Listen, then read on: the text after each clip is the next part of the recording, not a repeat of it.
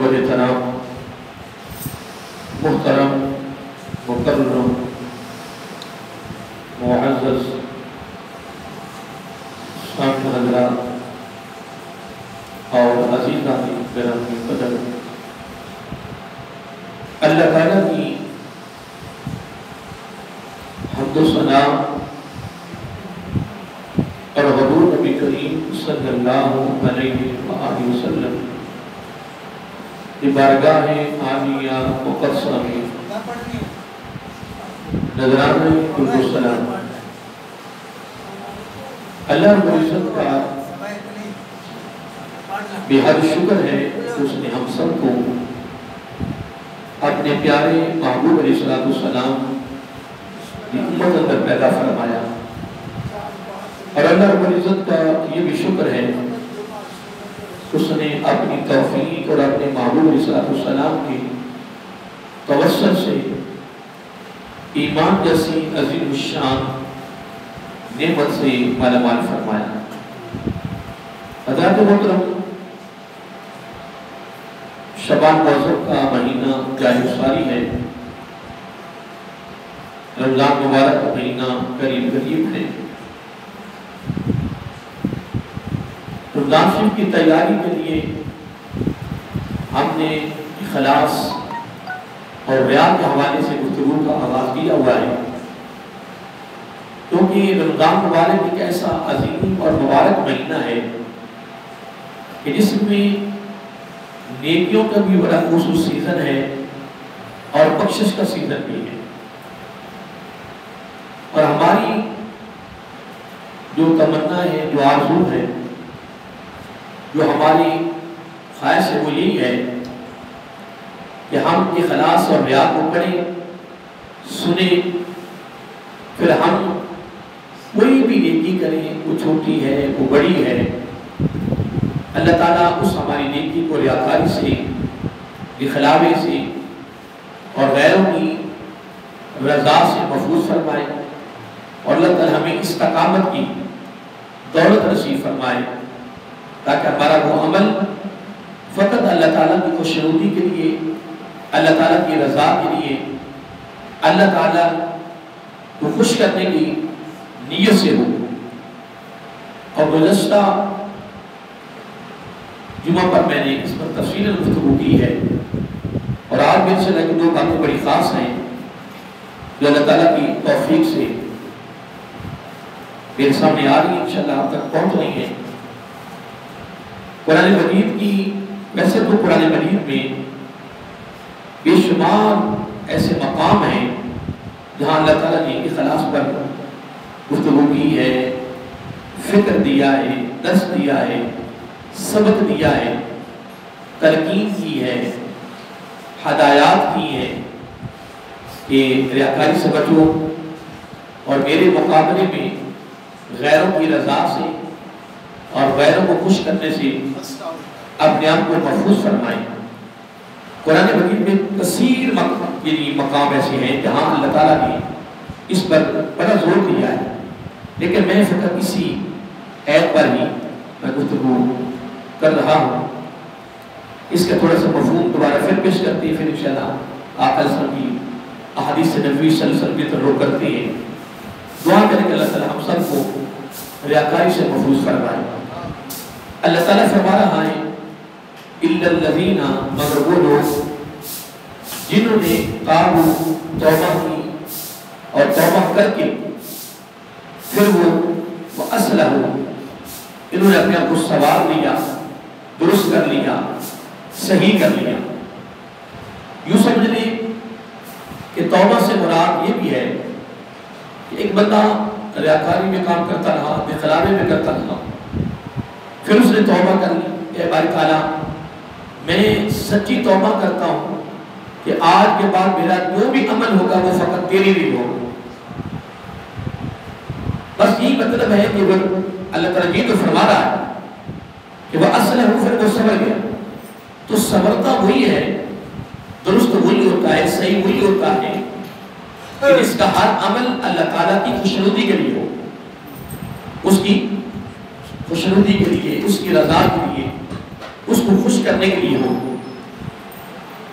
اور اتنی بات کرنے کے بعد اللہ تعالیٰ فرمایا وَاعْتَصِمْ بِاللَّهِ، اور اس نے یہ جو کام کیا ہے نا، اس کام کی وجہ سے اس کو تحفہ مل گیا. اس کا اس نے اللہ تعالیٰ کی رسی کو مضبوطی سے تھام لیا. دیکھیں اللہ تعالیٰ فرما رہا ہے کہ وَاعْتَصِمْ بِاللَّهِ، اللہ تعالیٰ کو یہ فرمانے کی ضرورت نہیں پڑنی تھی. وَأَصْلَهُ، وہ اگر ہر ریاکاری والے عمل سے، اخلاقی عمل سے جب وہ بچا، اس نے اپنے کو بچایا، اس نے توبہ کی، تائب ہوا، اور فقط رب کی رضا کے لیے اس نے کام شروع کیا، تو رب نے کیا فرمایا؟ فرمایا صبر بھی گیا، درست ہو گیا، صحیح ہو گیا. اللہ تعالیٰ خود فرما رہا ہے، پھر ساتھ فرمایا بل اس نے میری رسی کو مضبوطی سے تھام لیا. جو اللہ تعالیٰ کا فرمان نشان ہے، جو اللہ تعالیٰ کی ہدایات ہیں، جو اللہ تعالیٰ نے اپنی طرف سے جو فکر دیا ہے، سبق دیا ہے، جو درس دیا ہے، وَاعْتَصِمُوا بِاللَّهِ، اس نے اللہ تعالیٰ کی رسی کو مضبوطی سے تھام لیا. اور اگر وہ ریاکاری میں رہے، جو خلابے میں رہے، تو اللہ تعالیٰ کو یہ فرمانے کی ضرورت نہیں پڑنی تھی. اللہ تعالیٰ نے اس کے بارے میں یہ گواہی دینی نہیں تھی کہ اصل اور وَاعْتَصِمْ بِاللَّهِ، یہ دو ڈگریاں جو مل گئی ہیں نا، یہ ملی اسی وجہ سے ہے کہ اس نے ہر قسم کی ریاکاری، خلابے سے، نمود و نواز سے، شعبادی سے اپنے آپ کو محفوظ کر لیا. اگر کچھ ہو بھی گیا ہے تو اس نے توبہ کر لی. اے بھائی تعالیٰ مجھے اس چیز سے محفوظ فرما. اب اتنی بات کرنے کے بعد اللہ تعالیٰ فرمایا کہ یہ سارے معاملات اس وجہ سے ہے کہ اس نے کام کیا ہے. وہ کیا؟ وَأَخْلَصُوا دِينَهُمْ لِلَّهِ. دیکھیے آگے وہی بات آگئی جو میں کر رہا تھا کہ وَأَخْلَصُوا دِينَهُمْ لِلَّهِ، کیونکہ اس نے اپنے دین کو، اپنے ہر عمل کو خالص اللہ تعالیٰ کے لیے کر دیا. جب اس نے اپنے ہر عمل کو، اپنے دین کو اللہ تعالیٰ کے لیے خالص کر دیا، تو اللہ تعالیٰ فرماتا ہے یوں سمجھو اس نے میری رسی کو مضبوطی سے تھام بھی لیا ہے، اور وہ درست بھی ہو گیا ہے، صبر بھی گیا. اللہ اکبر. اور اللہ تعالیٰ نے جو اگلا تحفہ دیا ہے، میں یہ حقیقت جب اس چیز پہ غور کرتا ہوں، میں کہتا ہوں کہ بہت بڑا انعام، بہت بڑا انعام ہے. کیا؟ فَأُولَٰئِكَ مَعَ الْمُؤْمِنِينَ. اب یہ جو میرا بندہ ہے نا، یہ مومنوں کی سنگت میں آ گیا. یعنی کہ مومنوں کی سنگت. تو مومن کون ہے؟ وہ بیان تو کیا میں پیچھے میں کہ جو مومن کے درجہ پر فائد ہو جاتا ہے نا، اللہ تعالیٰ اس مومن کا جو دل ہے وہاں پر وسیلہ کر دیتا ہے. اللہ یہ مسئلہ، یہ مومن کا درجہ ہے، یہ مومن کی فضیلت ہے، یہ مومن کا مقام و مرتبہ ہے. اور اللہ تعالیٰ نے کتنی بڑی بات فرمائی، فرمایا جس نے دینم جو ہے دینا، اپنے دین کو خالص کر لیا. اس دین سے مراد ہے کہ اس کا ہر عمل، یا اس کا ہر نیک عمل وہ ذرے کے برابر ہے، یا وہ بڑا ہے یا وہ چھوٹا ہے، جو بھی اس کا عمل ہے نا، اس نے وہ اخلصو، اس نے خالص اللہ تعالیٰ کی خوشنودی کے لیے کر دیا. جب اس نے اپنے ہر عمل کو اللہ تعالیٰ کی خوشنودی کے لیے، اللہ تعالیٰ کی رضا کے لیے، اب جب اس نے خالص کر دیا، رب نے فرمایا بس تو صبر بھی گیا ہے، تو نے رسی کو مضبوطی سے تھام بھی لیا ہے. پھر آپ نے جو سب سے بڑا انعام دیا وہ کیا ہے؟ فرمایا فَأُولَٰئِكَ مَعَ الْمُؤْمِنِينَ. اللہ تعالیٰ فرماتا ہے یہ مومنوں کی سنگت میں آ گیا ہے. اس کا تعلق مومنوں کے ساتھ ہو چکا ہے. اتنی بات کرنے کے بعد اللہ تعالیٰ فرمایا قربان کیا ہے؟ وَسَوْفَ يُؤْتِ اللَّهُ، ان قریب اللہ تعالیٰ مومنوں کو کیا عطا فرمائے گا؟ سبحان اللہ. فرمایا اجرا عظیما. اللہ تعالیٰ ان قریب مومنوں کو اجر عظیم عطا فرمائے گا. کیا؟ اجر عظیم عطا فرمائے گا. اب اجر عظیم، اب اس کے بارے میں کیا بیان کر سکتا ہوں کہ اجر عظیم کیا ہے؟ اب جب اللہ تعالیٰ فرماتا ہے کہ میں اس کو اجر عظیم دوں گا، اب اجر عظیم سے مراد کیا ہے؟ اور اگر حقیقت میں دیکھا جائے تو اجر عظیم سے مراد جنت بھی ہے، بخشش بھی ہے، مغفرت بھی ہے. لیکن اگر حقیقت میں دیکھا جائے تو وَأَخْلَصُوا کو اگر دیکھیں گے تو اس سے مراد یہ ہے کہ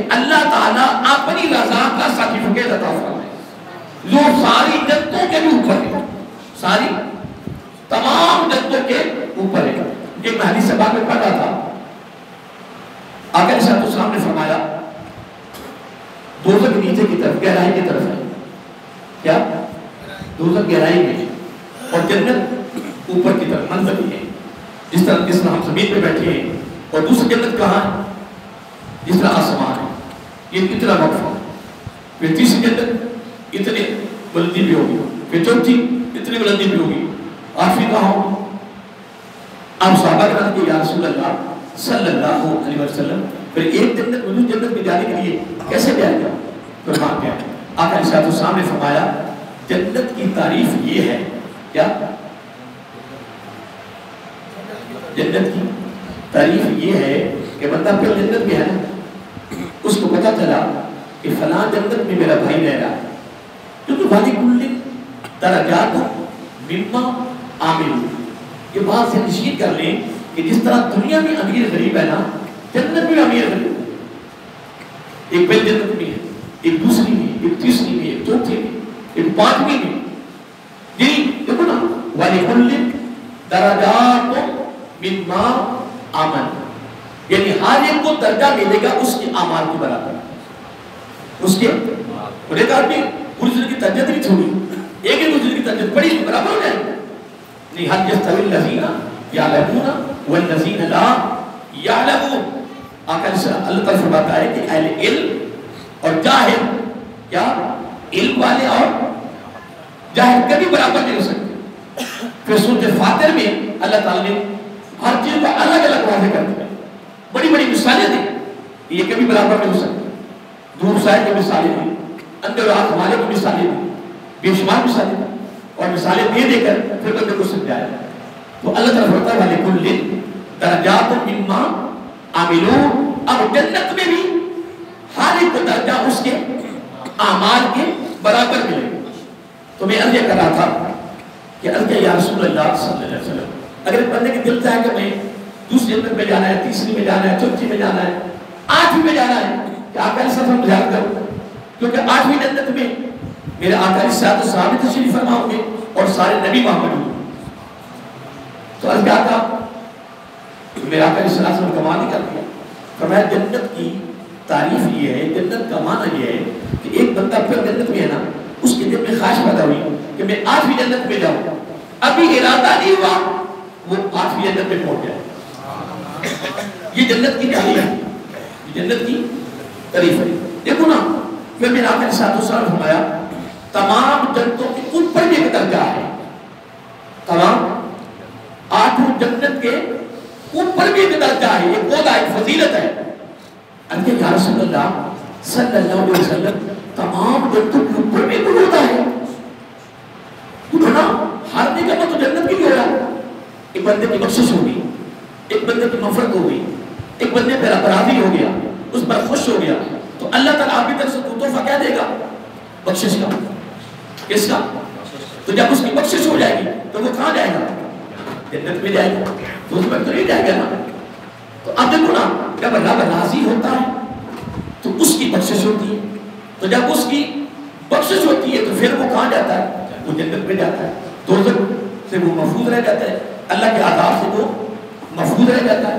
تو میں عرض کر رہا تھا کہ جب وہ جنت میں چلا گیا بخشش کے بعد، پھر نمبر 2 پھر جنت میں درجات ہے، پہلی ہے، دوسری ہے، تیسری ہے۔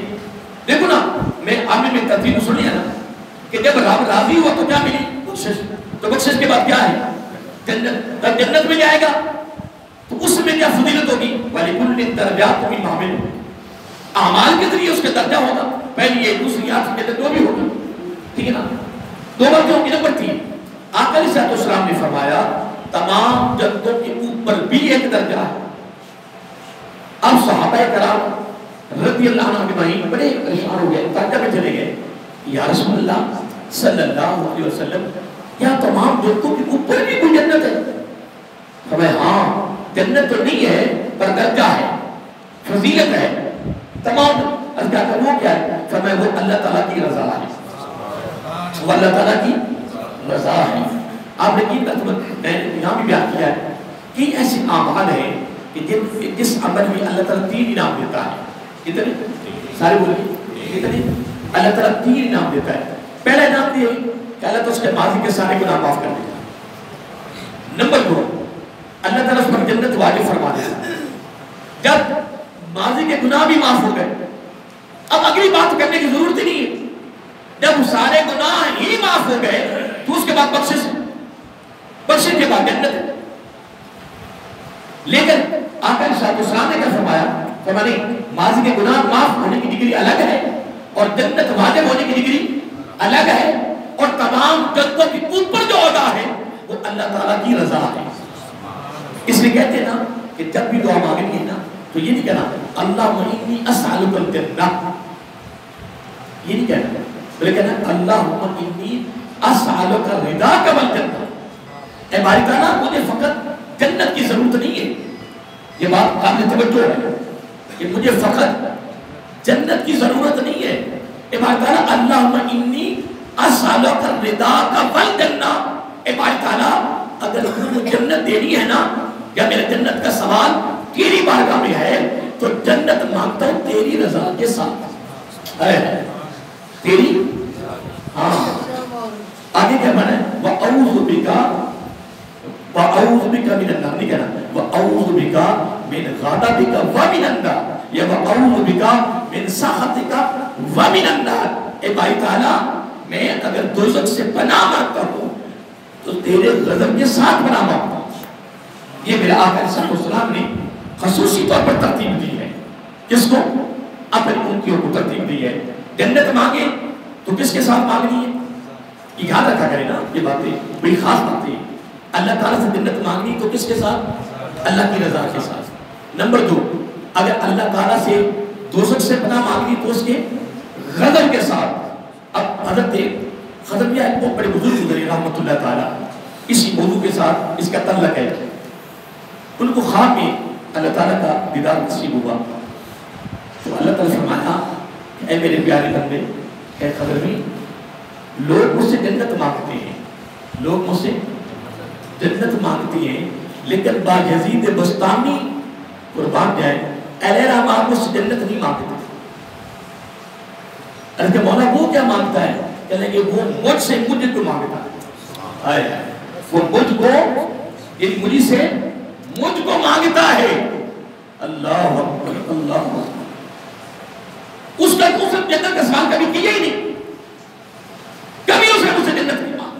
وہ جنت کا فرما جب اس نے مجھ سے مانگا ہے نا تو کہ باری تعالیٰ میں تو تیری رضا کا طالب ہوں، مجھے جنت سے غرض کیا ہے؟ یہ کہا کہ بڑا وسیع موضوع ہے، اس پر بڑی گفتگو ہے، بڑی لمبی چوڑی گفتگو ہے، اور قرآن مجید کے حوالے سے ہے. یہ تو میں اس کے ساتھ بات کو منسوخ کیا ہے. اس طرح حضرت ابی کرنی علیہ رحمہ کو جب آپ انتقال ہوا تو اس نے خواب میں پوچھا کہ رب نے کیا سلوک کیا ہے؟ رب نے بولی رب نے کیا سلوک کیا ہے؟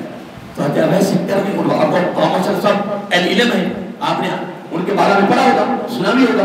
حضرت ابی کرنی علیہ رحمہ بھی ہے نا، آپ نے ان کے بارے میں سنا بھی ہوگا، پڑھا بھی ہوگا. کتنا مقام ہے، اور میرے آقا علیہ السلام کتنے ان پر خوش ہیں، اللہ تعالیٰ کے ساتھ کتنی خوش ہے.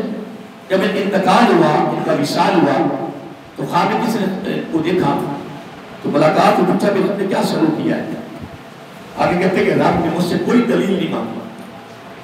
کیا؟ رب نے مجھے کوئی مجھ سے دلیل نہیں. ہاں ایک بات رب نے میرے ساتھ کی، کہنے لگے ویسے کرنی تو نے ایک موقع پہ کہا تھا، تو نے ایک موقع پہ کہا تھا کہ جنت کیا جنت کا کتنا خسارہ ہے، جنت کا اگر جنت نہ ملے تو کتنا خسارہ ہے. تو میرا رب نے آگے فرمایا اب ایسے کرنی میرے دیدار کا کتنا خسارہ ہے.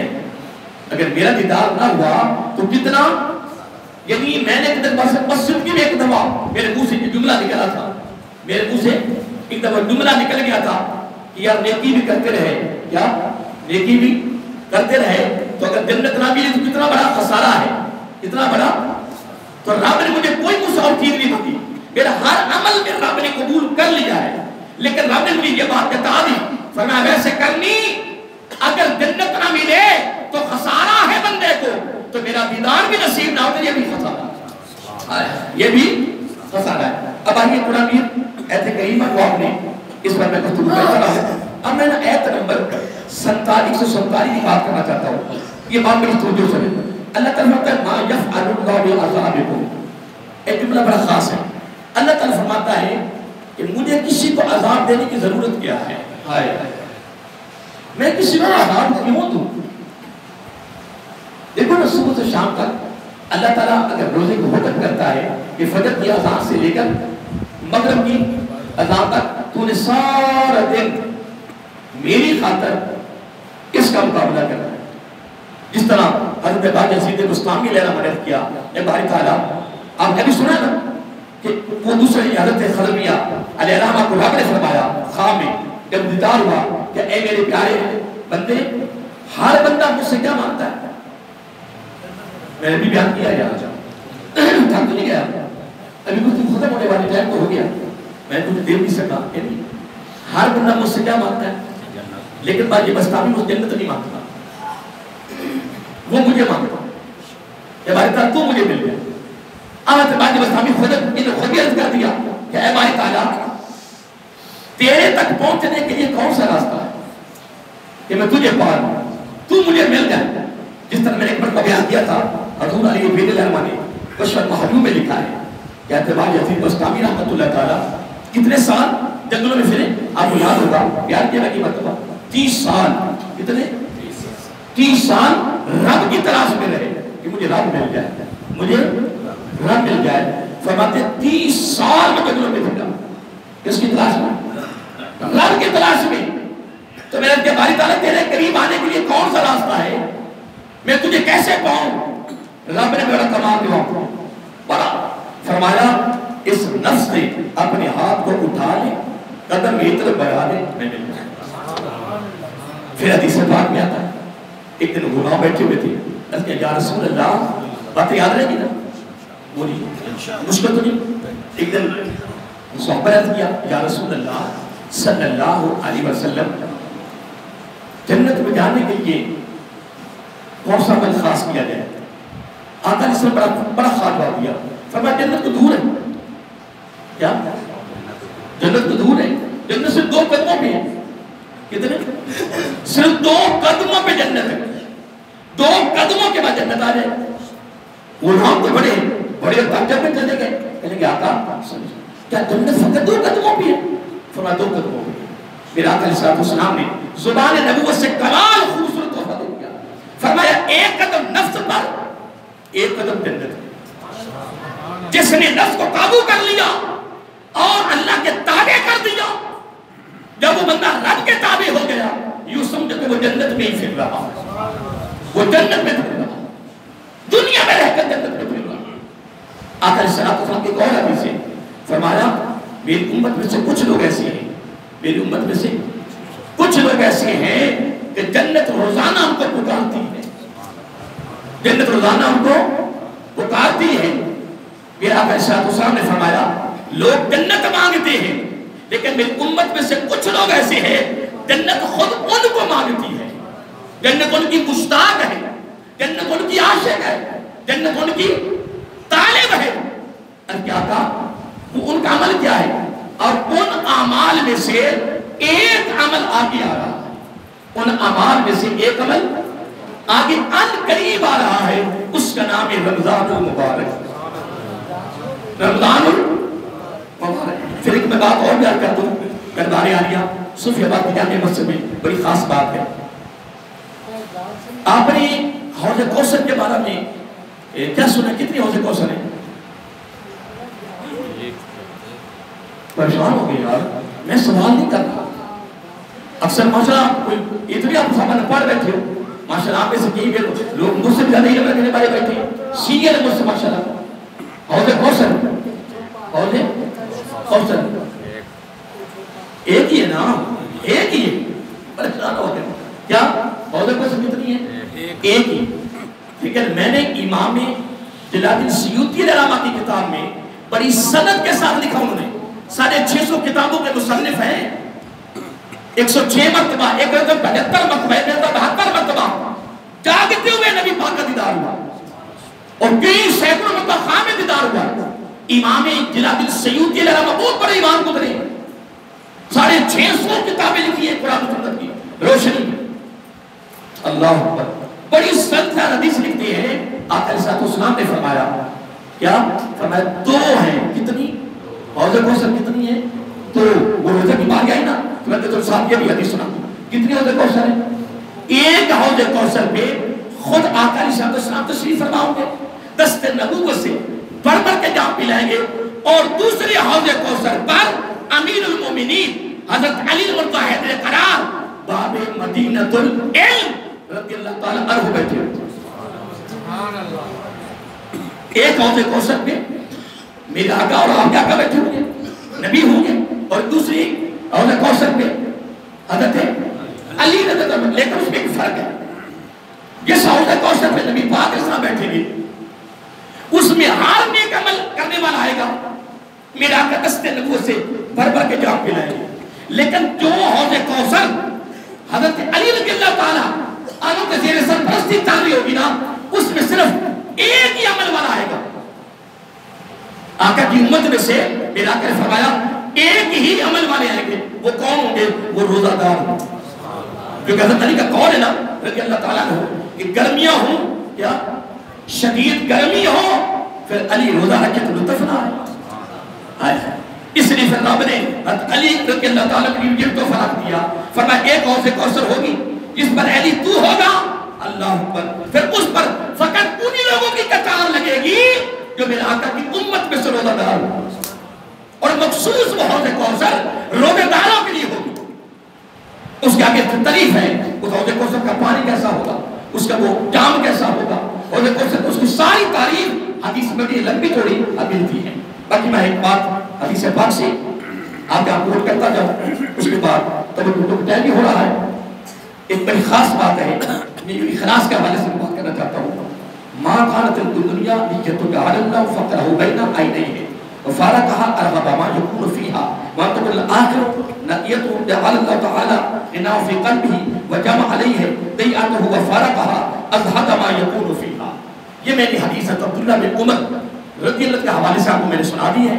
اب اس کا عربی میں نے متن پڑھ دیا ہے، اب اس کا مفہوم دینا چاہتا ہوں.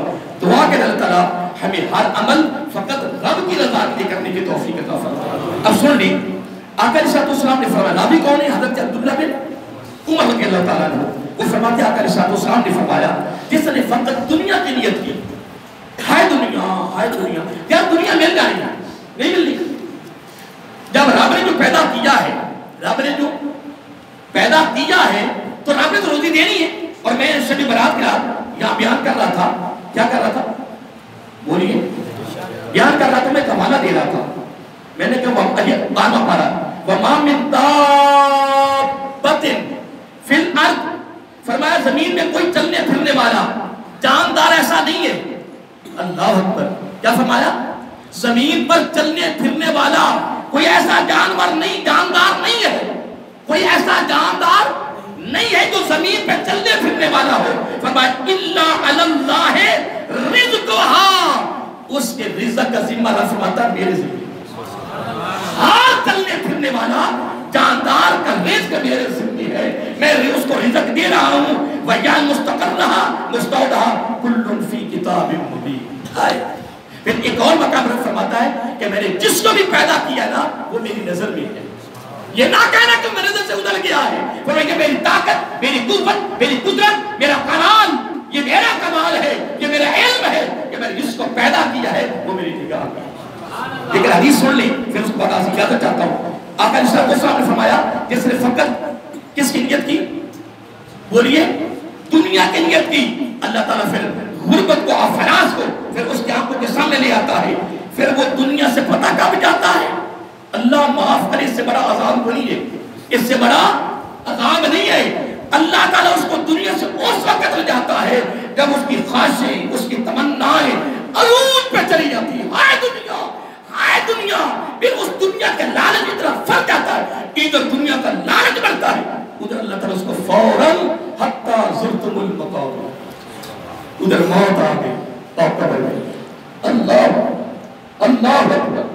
اس کی تشریح میں نہیں کروں گا، خود گھر میں جا کر سوچنا یہ نبی پاک نے کیا فرمایا. آگے سنو، جس نے آخرت کی نیت کی، جملہ سننے والا ہے، جب اس نے آخرت کی نیت کر لی، یار دنیا مل جانی ہے، رزق تو آدم علیہ السلام کی تخلیق سے 4000 سال پہلے قیامت تک آنے والے ہر شخص کی روزی لکھ دی گئی ہے، رزق اس سے ملنا ہی ملنا ہے۔ پھر آ کر فرمایا جس نے آخرت کی نیت کی، اللہ تعالیٰ اس کے دل کو غنی کر دیتا ہے، اس کے دل کو غنی کر دیتا ہے۔ پھر اللہ تعالیٰ اس کو دنیا سے اس وقت لے جاتا ہے جب اس کو دل میں کوئی خواہش ہی نہیں، اس کے دل میں ایک ہی خواہش ہوتی ہے، مولا پردے ہٹا دے، میری نظر ہو تیرا دیکھ، وما علینا الا البلاغ۔